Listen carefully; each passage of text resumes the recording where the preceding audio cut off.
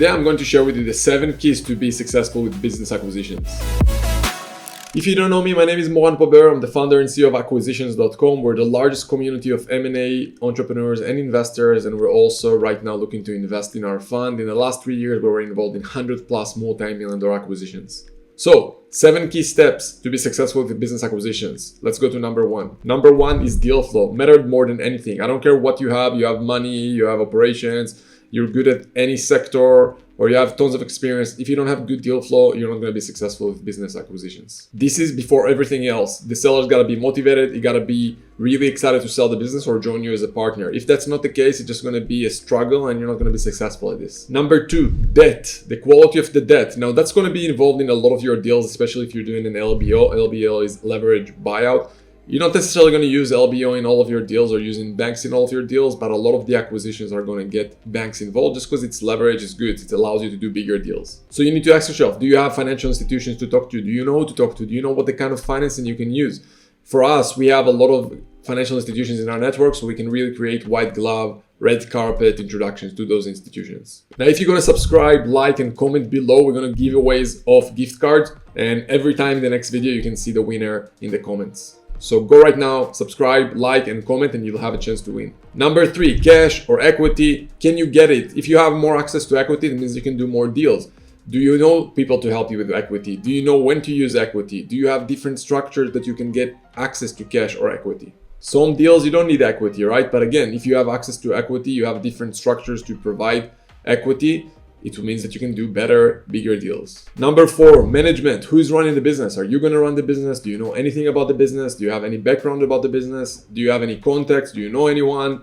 Do you want to know anything? Do you have curiosity about the sector? And if not you, do you have incentive to hire someone else, to hire a manager with background, with experience? Show me the incentive and I'll show you the results, right? If you don't have good incentive for your manager or for yourself, you're not going to work hard. He's not going to work hard. Do you have a way to keep him accountable, to have some KPIs or OKRs or whatever you want to look at and keep him accountable or yourself accountable to make sure that the business is at least sustaining itself after the acquisitions, or hopefully, of course, you grow the business, bring in more cash flow, more profits, and then you can use that to do more acquisitions or just to hire more teams or just have a better lifestyle for yourself and just take more money for yourself if you want. Number 5 is looking at revenues and profits. If you don't understand what is revenue, what is profits, and also what is cash flow, but let's focus on revenues and profits in this case. And you don't understand how revenue is being produced to the business. You need to understand when you're buying a business, how the revenue is coming into the business, how the business is making money.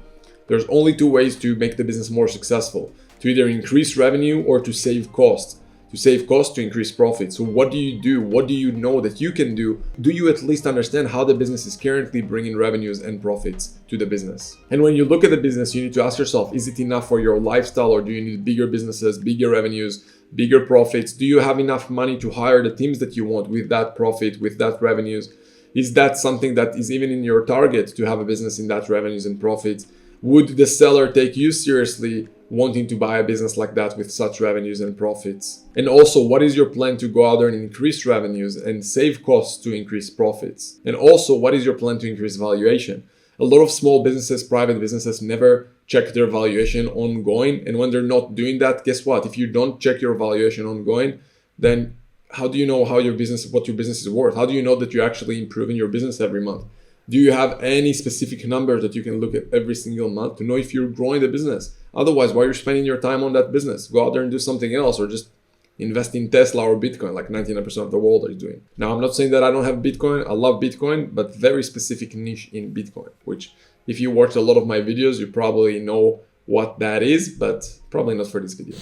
Number 6 is network. Who's in your network? Buyers, sellers, brokers, institutions, operators, investors, suppliers, customers, employees. Who do you have in your network? If you don't have a good network, guess what? You're going to be less successful when it comes to buying businesses. The more people you know, it's not about what you know, it's about who you know, right? Same here. You know more people, you have introductions to more people. You can send an email to your network or people in your network to get the next hire, to get the next investor, to get the next supplier or customer or employee. That's big. Having access to good network of all of those things is crucial. It's not a must, but guess what? The more you have it, the more chances you have of being successful and faster. the last thing you want to do is waste your time. Also, how well you know them. Do you know them well? Can you trust them? Do you know them for a while? I really believe that you only really know a person after you know him for a year or two. So ask yourself, do you know that person for at least that time? Otherwise, what are you doing to protect your downside of if and when something bad happens? Number 7, exit plan. Every business must have an exit plan. There are only 2 businesses in the world: those who plan to exit and those who will be forced to exit. I don't care what business you have, buying or owning. If you don't planning to exit at some point, you will be forced to exit. So don't you think that it's better that you'll take initiative and decide when to exit? Probably yes. So you'll need to ask yourself, who you're going to sell your business to. Is it going to be a strategic buyer, which is basically a bigger company in that sector that is out there buying companies, growing by acquisitions?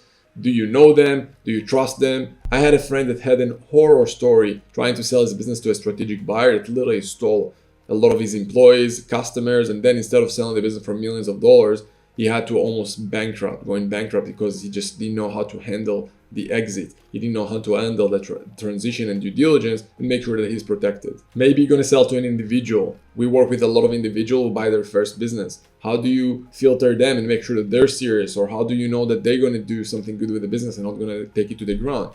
Right? There's a reason that with our accelerators, we are out there supporting not just with buying the business, but we'll also with operating the business. Otherwise, the last thing you want to do is buy a business and collapse it after 1 week. So strategic, individual, or maybe you want to do an IPO, go public. A lot of the biggest companies in the world, especially if they grow by acquisitions, that's what they're doing. They're going out there and they go public, right? I'd love to do an IPO at some point with some of our deal flow and some of the stuff that we have right now and the fund that we have right now. So if you want to go public, let me know.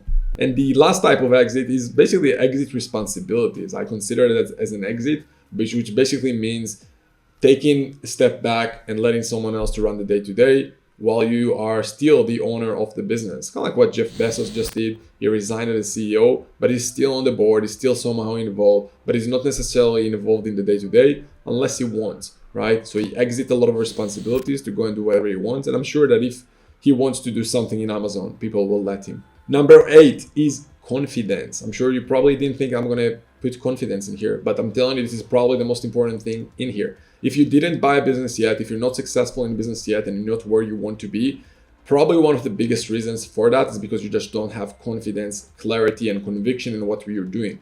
So you need to get that. Otherwise, you might get your results eventually, but it's just going to take so much longer versus having or being next to someone who have that certainty, confidence, and clarity to help you overcome struggles and breakpoints that you'll have in the journey. It's like I like to tell people, imagine if I had right now a bag full of cash, like $100 million, and ideally you are next to me and not just like this online, and I show you, look, here's the bag full of cash. And if you're going to do the 5 things I'm going to tell you every single day, in the end of the year, you're going to get that bag full of cash. In fact, here's the lawyer. I'll give him the bag full of cash, and he's going to be responsible to give you that bag full of cash if and when you do those 5 things every single day. And we have a contract signed that if you're going to do those 5 things every single day, you're going to get that bag full of cash with 100 million in it.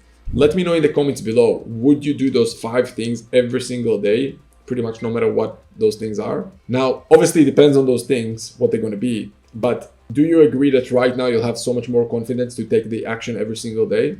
And the answer is obviously yes, because you see the results next to you and you believe in the results. The problem with entrepreneurs, they don't believe in the results that they might get. So those were my 8 steps. Hopefully you enjoyed that. Again, if you want to win some gift cards, make sure you subscribe, like, and comment below. And every video we're going to give away some awesome stuff. So hopefully you got some value here. I hope you enjoyed it, and I'll see you soon. Have a good one.